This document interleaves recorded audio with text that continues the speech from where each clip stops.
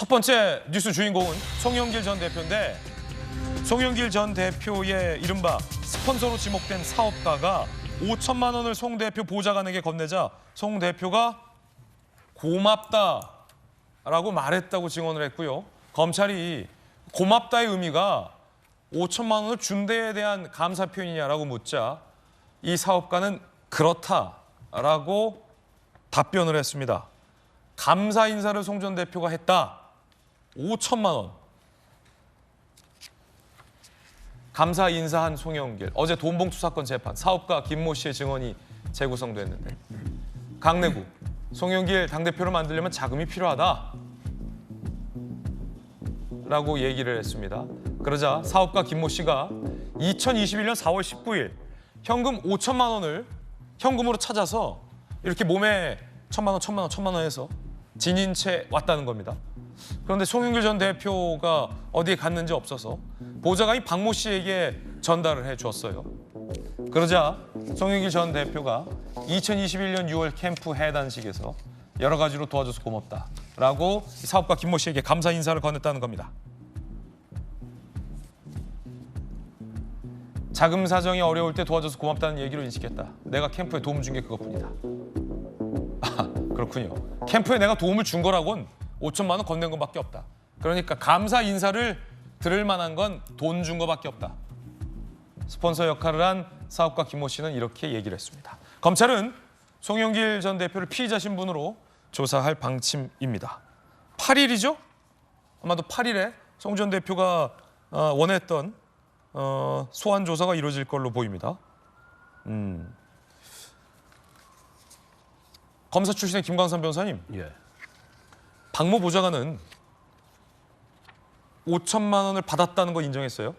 근데 5천만 원 받았다는 사실을 송영길 대표에게 보고하지 않았다라고 부인했어요. 그런데 송영길 대표는 고맙다고 했다는 겁니다.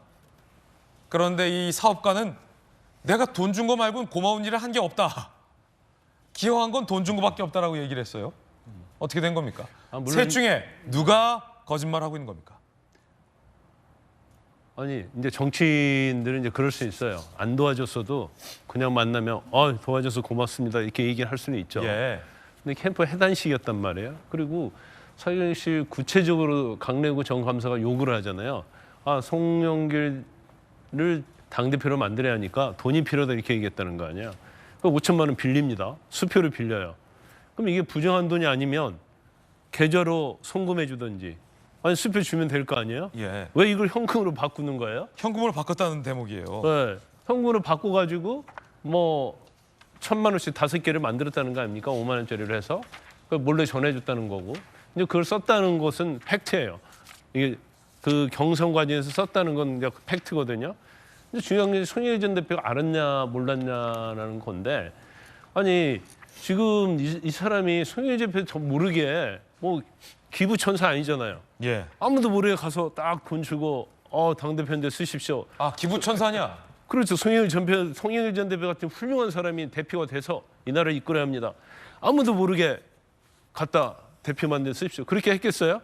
누구나 돈을 내면요. 굉장히 과실하고 싶고 돈을 낸 목적은 우리가 정말 장애인을 돕는지 그런 거 아니면 뭔가 지금 내세우고 싶은 마음이 있거든요. 예. 당연히 지인 누가 5천만 원 냈습니다. 그거 보고 안 냈겠어요? 그건 상식이거든요. 그런데 보좌관 입장에서는 송영길 전 대표한테 보고했다고 해버리면 사실은 송영길 전 대표가 굉장히 법적으로 공개에 처해 있으니까 거기까지는 얘기를 안 한 것 같아요. 네. 그런데 우리가 녹취록에서 봤잖아요. 이정근 부총장이 뭐라고요? 송영길 전 대표한테 다 얘기했어. 그리고 전날에요. 그날 송영길 전 대표한테 이 사업가를 데리고 간 사람이 이정근 부총장이에요. 예. 그 손을 끌고 가서 이 얘기를 했다는 거 아닙니까? 그럼 저는 굉장히 이제 명확한 거예요. 그래서 송 전 대표가 아무리 안 했다고 해도 제가 볼 때는 인정될 가능성이 크다고 보고요. 그렇군요. 지금 8일이면 지금 며칠 안 남았잖아요. 안 남았죠. 본인 뭐 예. 엄청나게 빨리 나 조사 좀 해달라고 했는데 이제 결국 이제 소원을 성취한 것 같습니다. 이 사업가의 진술은 꽤나 구체적입니다. 지인에게 수표로 5천만 원을 빌려서 그걸 현금으로 바꿔서 자켓 양쪽 주머니와 바지 주머니에 나눠서 봉투 5개를 만들어서 송영길 박모 보좌관에게 전달했다는 겁니다. 박 보좌관에게 줘야 정확하게 쓰일 수 있다라는 취지의 진술도 보도되고 있습니다. 이에 대해서 박모 보좌관은 받았다. 송 대표에게 보고는 안 했다라고 주장하고 있고요. 송영길 대표 측은 감사하다는 인사는 의례적인 인사일 뿐이다. 라고 의미를 일축하고 있습니다. 만약에 오신환 의원님의 핵심 보좌관이 대선 경선, 그 당대표 경선 선거라는 큰 선거에 있어서 사업가로부터 5천만 원이나 큰 돈을 받았는데 의원님에게 보고를 안 한다. 네네. 이 상식적으로 맞는 있을 수 있는 얘기입니까? 뭐 개인이 뭐 스스로 그 이제 배달 사고라고 그러잖아요. 그걸 착복할 수는 있겠죠. 근데 지금 저거는 분명히 당대표 선거에 썼다는 거 아닙니까, 보좌관이. 그러면 그것을 송영길 대표가 모를 리가 없죠. 그 사용 내용들이나 이런 것들, 특히 보좌관도 어떤 역할을 했는지를 당 대표에게 보고하고 인정받아야 될 거 아닙니까? 그래야 자기도 그 당대표 만드는데 공헌했던 것을 나중에 평가를 받기 때문에 그런저런 부분들을 그냥 본인이 더군다나 저 의원과 보좌관의 관계 속에서 그냥 자기가 그걸 받아서 임의적으로 썼다는 것은 사실상 좀 납득하기가 어려운 측면이 있고요.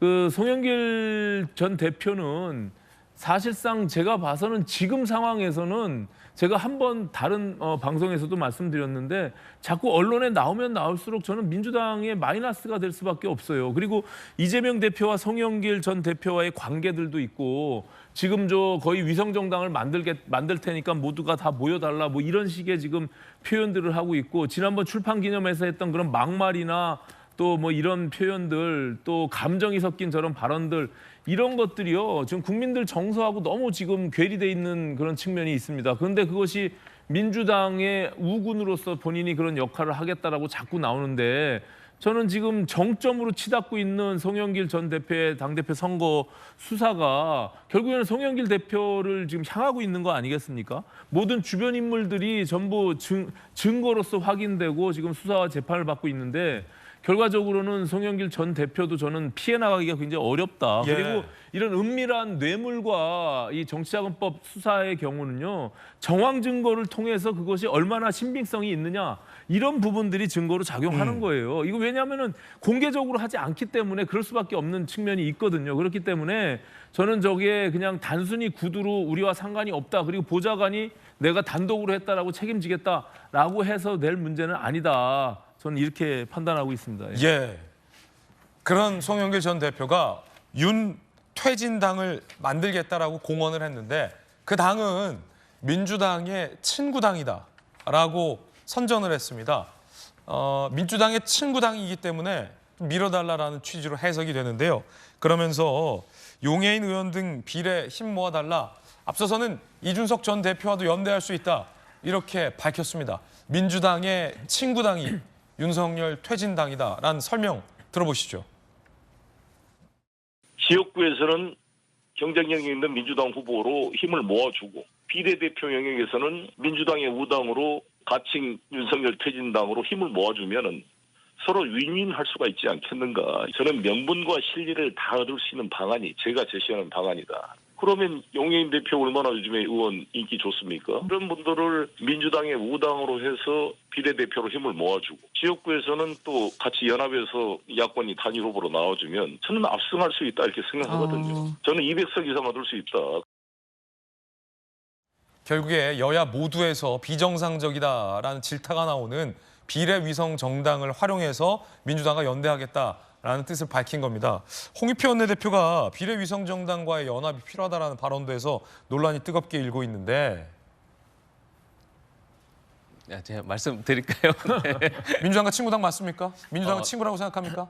지금 이제 당을 만들지도 이제 않았고 또 어떻게 보면 목적이나 취지를 모르기 때문에 친구가 될 수가 있을 수도 있고 또 원수가 될 수도 있고 목적은 나왔어요. 윤석열 퇴진당. 근데 이제, 그리고 당을 만들겠다라고 했고 민주당과 친구당이라고 주장했는데 민주당의 또 전 부대변인으로서 입장 어떻습니까? 저는 바람직하지 않고 또 윤석열 퇴진당이라고 해서 그 국민들이 선택해 줄 것인가, 국민의 삶을 위해서 어떤 정책이라든지 어떤 태도에 대해서 투표하실 것 같고요.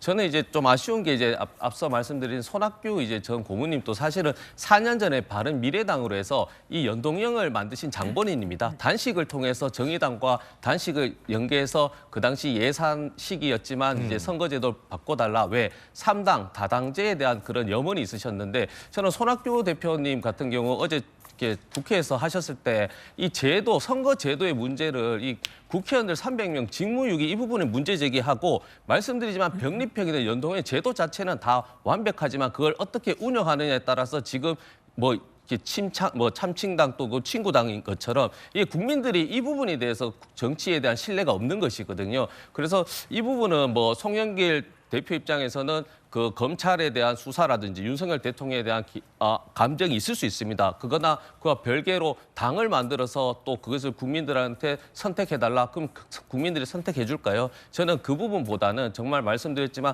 고물가 고금리지 않습니까? 그럼 정책적인 대안이나 싸움을 해야 됩니다. 그래야지 국민들이 선택받는 것인데 저는 지금은 송영길 대표께서 이제 검찰이 이제 불려가셔서 조사를 받으실 텐데 만약에 그 결과가 무관하고 정말 무죄라고 하게 되면 다시 어떻게 보면 송영길 대표님을 저희들이 탈당했기 때문에 다시 입당해서 함께 이제 내년 총선에 할 수도 있는 것이죠.